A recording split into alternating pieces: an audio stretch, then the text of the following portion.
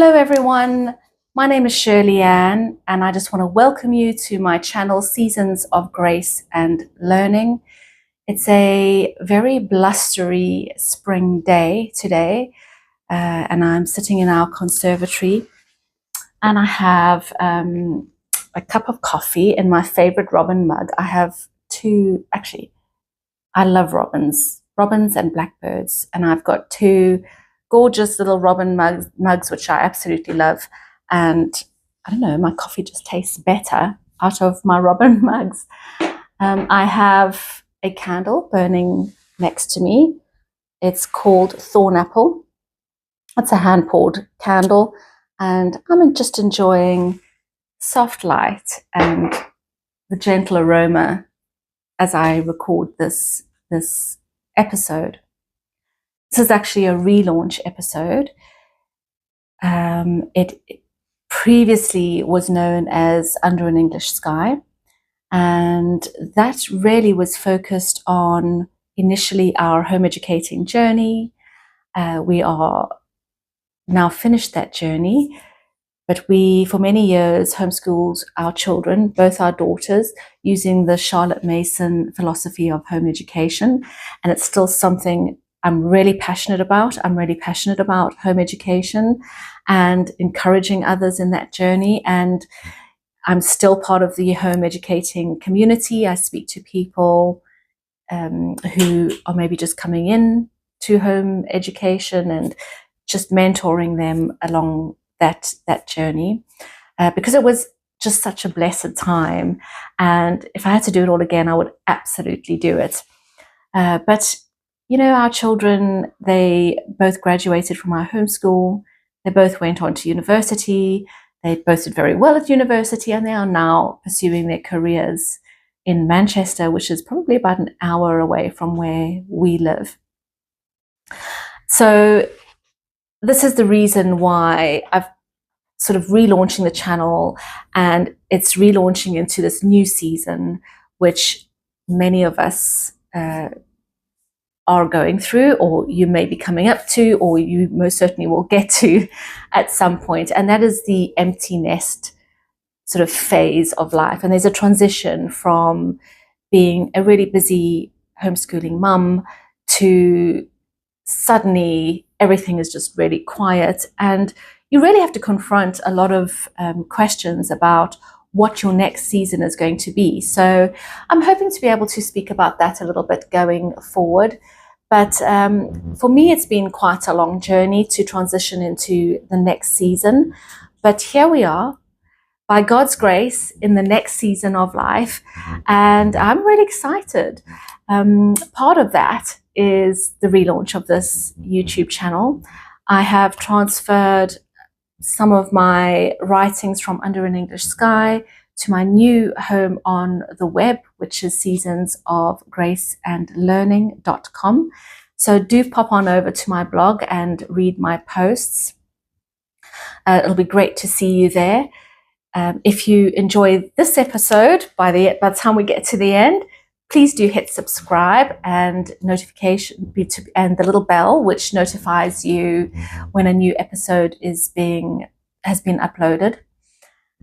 So actually on that, I opened up my YouTube creator account today, and there was a little congratulatory message from YouTube saying, "Congratulations, you've been here on YouTube for 9 years and you have 196 subscribers." So first of all, to those 196 subscribers, thank you for being with me for that period of time, and for persisting in following, because I have not been terribly consistent in posting, and I'm hoping to change that. I really want to make this a consistent part of my new chapter, my new season going forward, and really build this community. And the community that I'm wanting to build is one of, like I said, I am a Christian, so I am deeply rooted in my faith.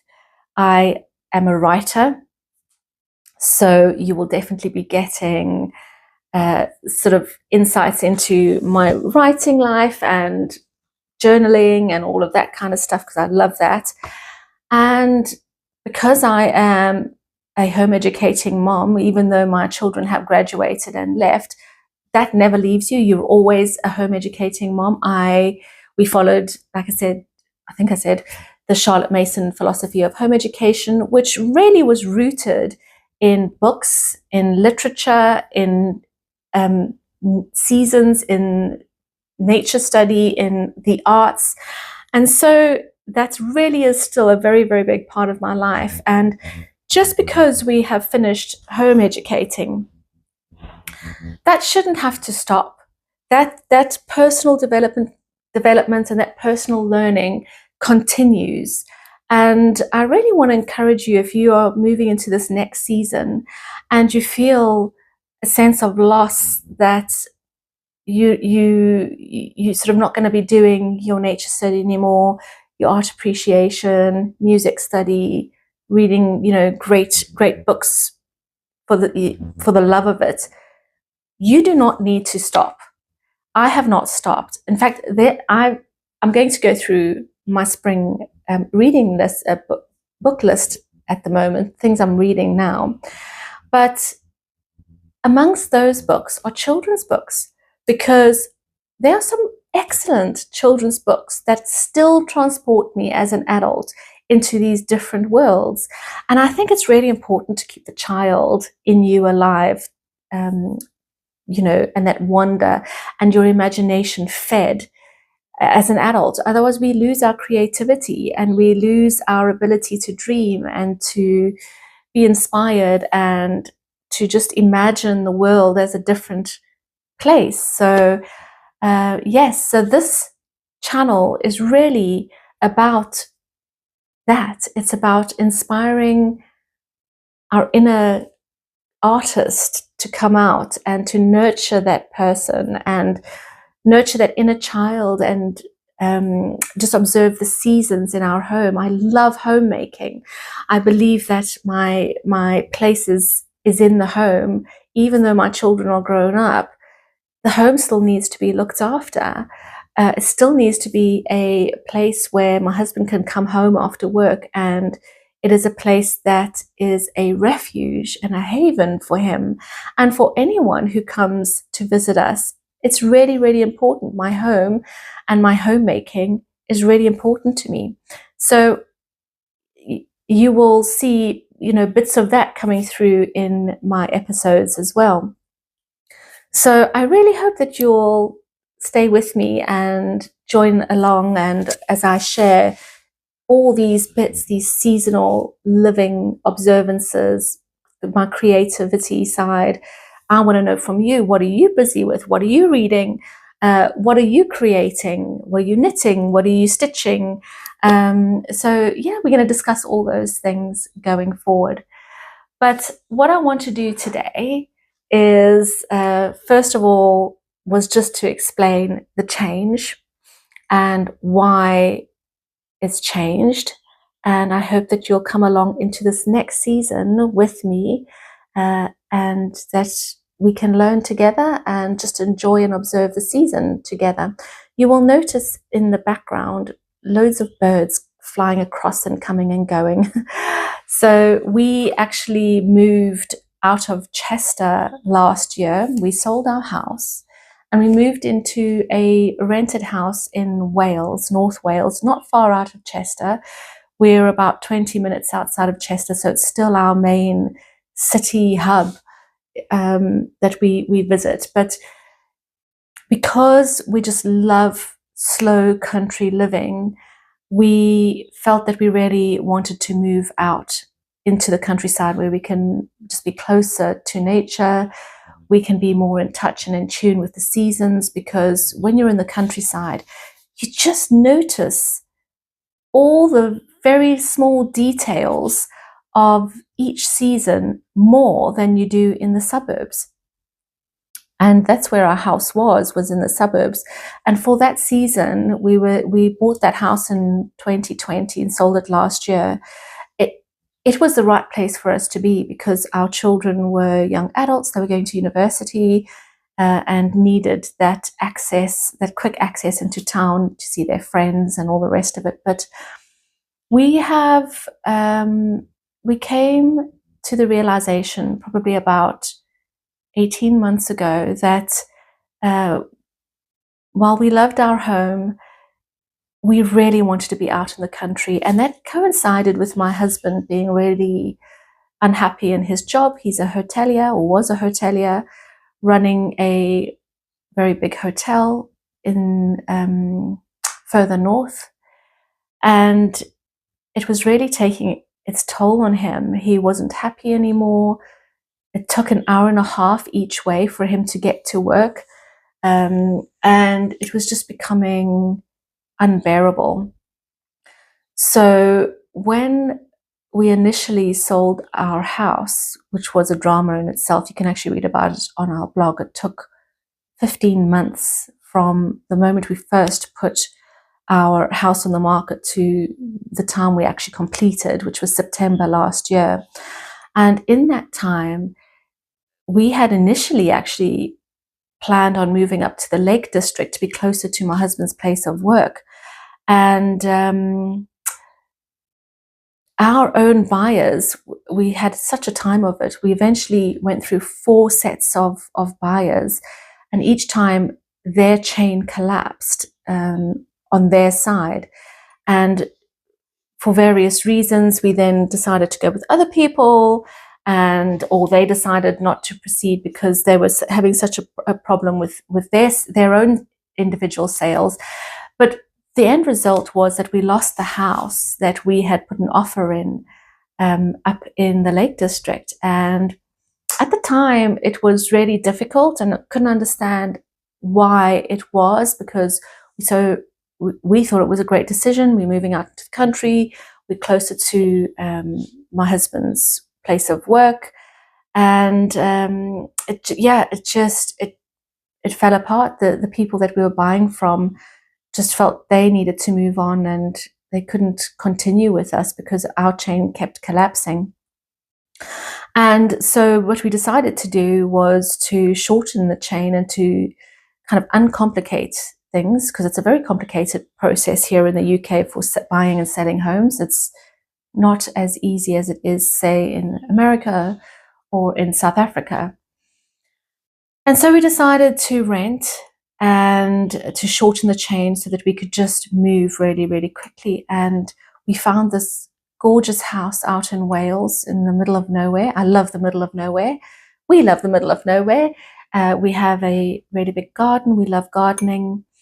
And we decided that because we got such a good price for our house, that now was the time to actually open a coffee shop, which has been my husband's dream for many, many years, and move out to the country. So we did that.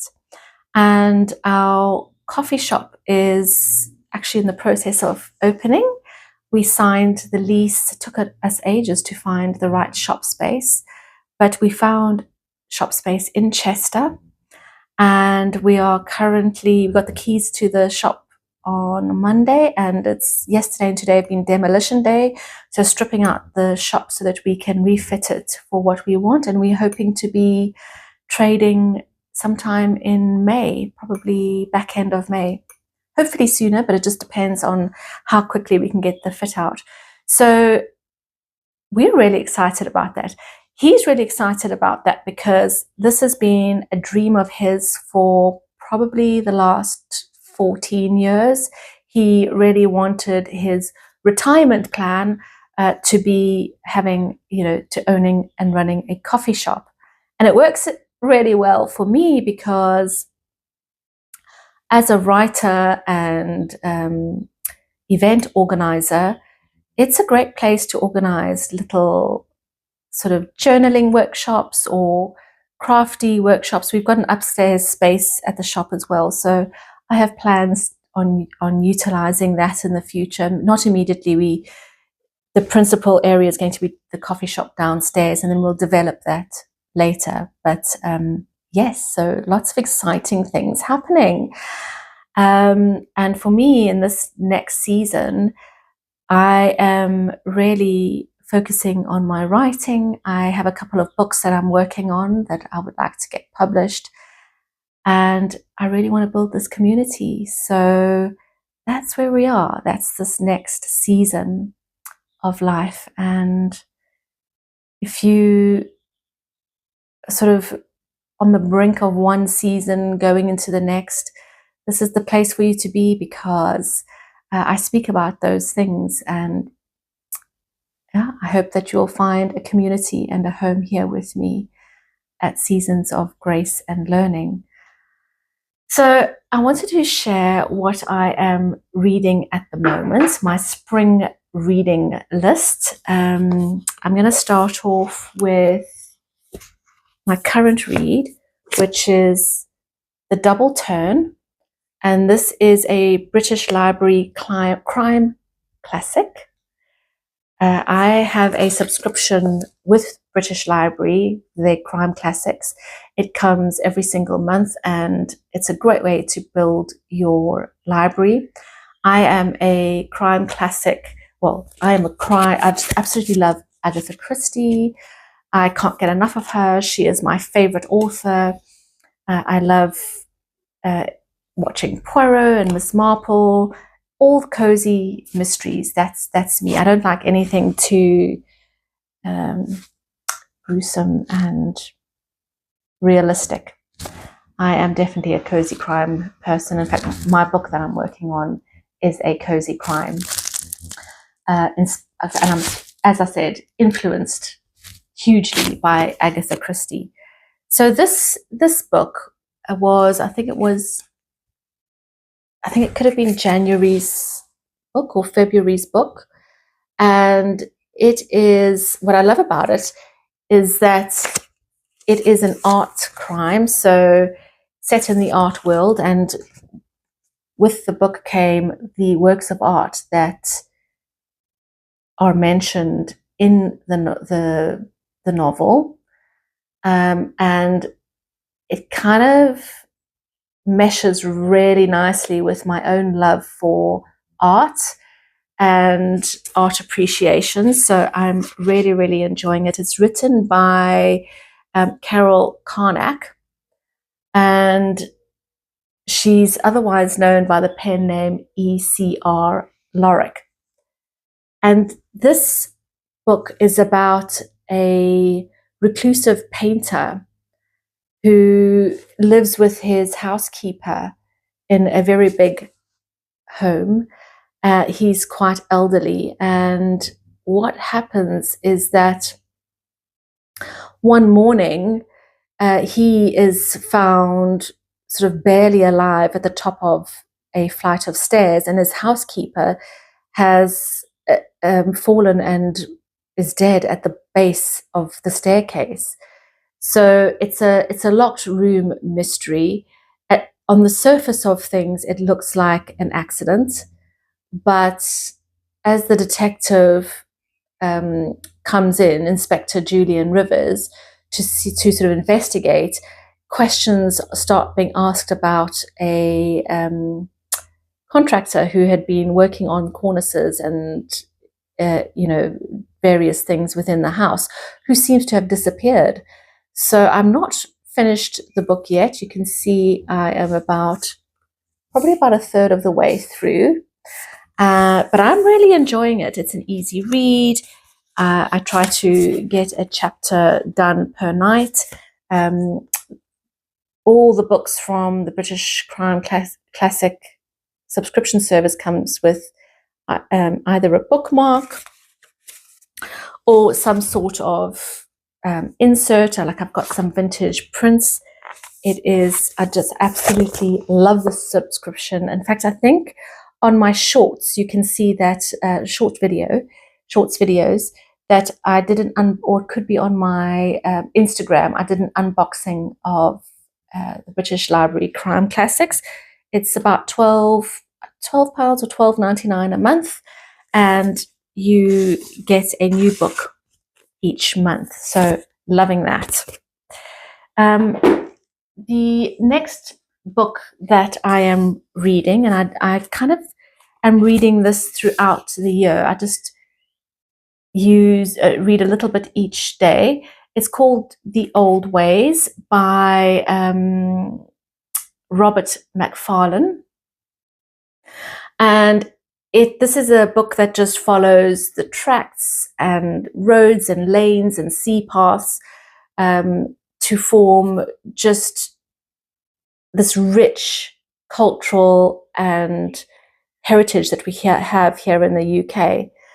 It's just such a lovely book and seasonal book that you can just follow. If you love nature like I do, this is a great book to just have by your bedside, or perhaps by your chair in the living room, and just to read a little bit about the natural world through the seasons here in the UK. So really, really enjoying that.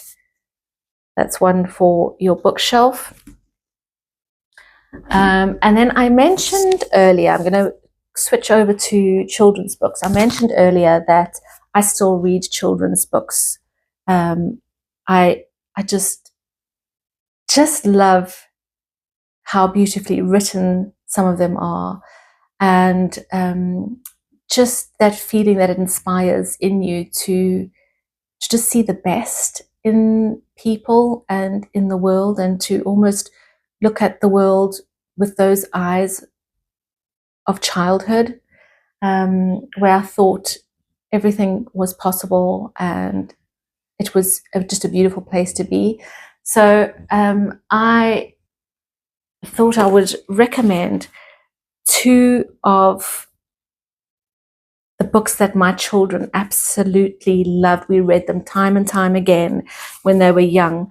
They are called, it's Tales from End Cottage by Eileen Bell, and then her second book, which was More Tales from End Cottage.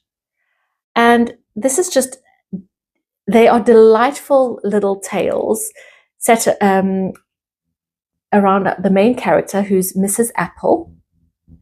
And Mrs. Apple, she lives in a gorgeous cottage, and she has a little orchard attached to her cottage. And she has two cats, and she has two whose names are George and Shush. And she's got two Pekingese dogs, I think that's what they are, that live with them as well. And it's just little tales about happy stories about the sights and the smells of the countryside, and the people that she encounters, and just countryside living. So I just absolutely love it. So in this first book, we are introduced to Mrs. Apple and her animals, and her adventures of blackberry picking. And we sort of go through the seasons again, just such a lovely seasonal little read. With her, she has, because she's quite traditional, and this is set in older times, she has a baking day.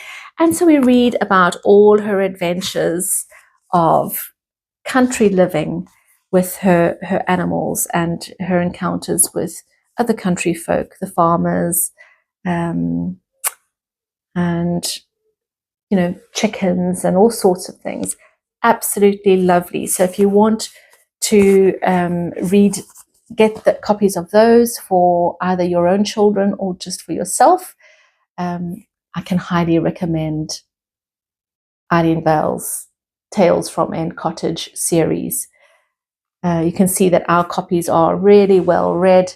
We've had them for years, and they're looking a little bit tattered and battered, but love them. And because they're so thin, you can probably read through that in a day or two, a weekend perhaps. The other book I'm busy reading is Karen Andriola's Michael's Gentle Wife. Karen Andriola, she wrote the Charlotte Mason Companion, She wrote Lessons from Blackberry Inn and Pockets of Pine Cones, all my favorite homeschooling books. They're all rooted in home education, the Charlotte Mason method. You just see how the Charlotte Mason method is played out within homeschooling. And this is her latest book called Michael's Gentle Wife. And this is the continuation story of Michael and Carol Weaver in Pocketful of Pine Cones and Lessons from Blackberry Inn. And it's just a lovely family novel. Just watching to see how, their faith and their homeschooling is woven into everyday life, and how Carol handles many of the issues that mums and wives face today. And she does so with faith and grace. And it's just a lovely, lovely read. It's quite a thick book. It's thicker than any of her others. And I am probably about 2/3 through. I kind of pick this up every now and again and read a little bit. Generally, sort of in an afternoon. If I don't have much on, I'll just sit in the conservatory and read this book. I love it. And my bookmark that I have, Keeping My Place, is this little elephant bookmark, which I really love. So pretty. There we go. That's Michael's Gentle Wife by Karen Andriola. So that's what I'm reading now, but I have recently added to my library. They arrived yesterday, and I'm very, very excited. So I haven't started reading any of these. I want to finish my British crime classic book first. But this is what I've got going on here. I have bought Agatha Christie's, they're short stories. She wrote loads of short stories, and these are compilations of that. So we have Capital Christie, and these are stories set in various places in London, from the Old Bailey to the British Museum, from Downing Street to Whitehaven Mansions, which if you are a Poirot fan, you know that Whitehaven Mansions is where Poirot lives. So these are just stories that celebrate Agatha Christie's favorite city. So I'm looking forward to seeing that. And I love that they're short stories, because you can just read a story in an afternoon and then get on with other things that you may be getting on with. The next one is Continental Christie, and these are stories set in the European continent. So it says here at the back here, from the mountains of Switzerland to the glamorous streets of Cannes, embark on a journey across Europe with the Queen of Crime in these clever stories of intrigue and mystery.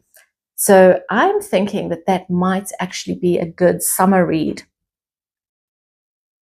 because we've just come back from 4 days in Croatia, and oh my gosh, it was just beautiful. We stayed in the most beautiful hotel in Tavdat, which is a small harbor village, about 20-minute boat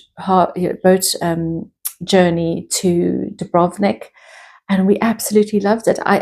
And honestly, I will write a post on my blog. I felt like I was in a different time and a different era. It just had such a grand old worldly feel. I almost expected Agatha Christie to come around the corner or for something to happen, because it just had that very grand sort of old world Poirot flair to it. So yeah, and the weather was beautiful. It was lovely and warm, and I think that kind of reminds me of our recent trip. So I will probably keep that for summer. And then the final book that I bought was Agatha Christie's Country Christie. And these are 12 Devonshire mysteries. And again, if you've followed me for any length of time, you know that there was a period of time where we lived in Plymouth, down in Devon, and we were very lucky to visit Agatha Christie's Devon home. And it was a place that was very dear to her. She loved Devon, and a lot of actually some of her Poirot mysteries and her Miss Marple mysteries are set in Devon and Cornwall. So it says here at the back of this book, growing up in Torquay, Agatha Christie's love of the West Country never left her, and many of her finest stories are set on the moors and the shores of Devon and Cornwall. So that is another book I'm looking forward to getting stuck into. So I better read my current read very quickly because I can't wait to get going on these books. So there we go. I think that is probably all for today's episode. I want to try and keep my episodes fairly short. I actually recorded my relaunch episode weeks ago, spent hours editing it, uploaded it to YouTube, and the program that I'd been using to edit lost all the paths for the videos. So it ended up being like half of it was missing, so I had to take it down, which is really frustrating. And it's taken me 3 weeks to re-record this episode because honestly, it is disheartening when you have spent so much time editing and working on an episode, and then it's all just destroyed. So this is why you may find that my episodes are going to start off being quite rudimentary and basic. There's no editing. It's recorded in one sitting. It is what it is. I really hope you enjoy it, and hopefully I will be able to improve what I offer as I learn, because it's a huge learning curve to to try and produce something that, I don't know, seems to match up with other people's skills in video editing. But I just really wanted to get on here and say hi and reconnect with you, to let you know what I'm doing, and that I will see you next week, hopefully, with the next episode. So whatever you are doing this week, I hope that you have a fabulous week. I hope that you're enjoying some warm spring, sunny days. We had a lovely sunny day. Yes, no, not yesterday. I think the day before. It's a little bit more, like I said, blustery and windy and cooler today, but that's okay. I love the seasons and I love all weather, and I just appreciate whatever we have each day. It's a gift. It's just a gift. You can see behind me, I've picked some boughs of twigs from trees that are in my garden. We have some of the pink sort of cherry blossoms going on, and there's something else that's a bit white. But it's just, and you can see actually behind me, the daffodils are coming to an end. They're almost done now. But on all the trees, we're having leaves come out, which is lovely to see. And I walk every single morning. I get up early and I go outside and I have a look to see what's happening in the garden, because at this time of the year, we just have so many things springing up and coming up that can't wait to see what it is. And because this is a new garden for us, we definitely, this first year is a year of watching and seeing what comes up. And yeah, so far, lots of good surprises. So my tulips, I've got loads of tulips coming up, and I think they're going to be blooming any day now. So I can't wait for that. But yes, have a lovely, lovely week. Enjoy spring. Enjoy the change of season, this new season that we're going into. And if it is a reflection of what's going on in your own life, embrace it. Don't try and suppress it or rush it. Seasons change slowly. Things are slowly revealed, and that should be the same in our lives as well. I think I've made huge mistakes in rushing things between the end of our home educating journey and to where I am now. And I've spent a lot of years and a lot of money on studies that were not really suited. The end career was not suited to me. While I enjoyed studying, I didn't enjoy the actual job, and I kind of regret the last academic study that I did, so, the bar practice course. So, but it is what it is, and I'm just glad to be moving into a new season, and I am glad to be moving into a new season with you. So if you have enjoyed this episode, please do subscribe. Please come back for episode 2 next week, and I shall see you then. Take care.